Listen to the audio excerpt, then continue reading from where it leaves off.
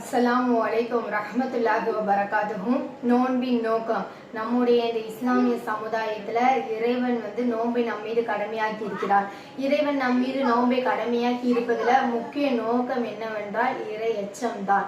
இறைவன் திருமறையில கூறும்போது யா அய்யுஹல்லதீன ஆமனு குதிப அலைக்குமுஸ் ஸியாமு கமா குதிப அலல்லதீன மின் கபிலிக்கும்.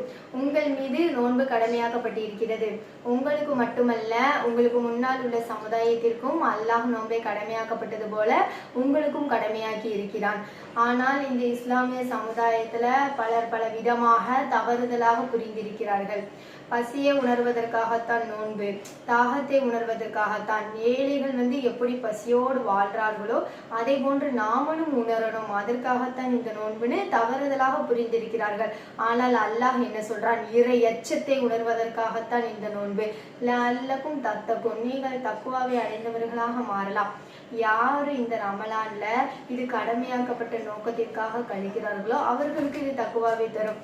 வெறும் சடங்கு சம்பிரதாயத்திற்காக கழிக்கிறவர்களுக்கு பசியையும் தாகத்தையும் தவிர எதுவும் மிஞ்சாது. அல்லாஹ் பாதுகாத்தவனை தவிர சஹர்ல இருந்து இஃப்தார் வரைக்கும் பசியோடு வாழ்றான்.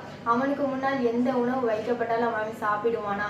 இல்ல. அவன் நஃப்சு சொல்லும், தாகமா இருக்கா, தண்ணீர் இதோ இருக்கு, பசிக்குதா, உணவு இதோ இருக்கு, சாப்பிடுன்னு அவன் நஃப்சு சொல்லும். அவன் சொல்லுவான், இல்ல நான் சாப்பிட மாட்டேன், அல்லாஹ் எனக்கு தடை செஞ்சிருக்கான்னு. சுபஹான் அல்லாஹ்.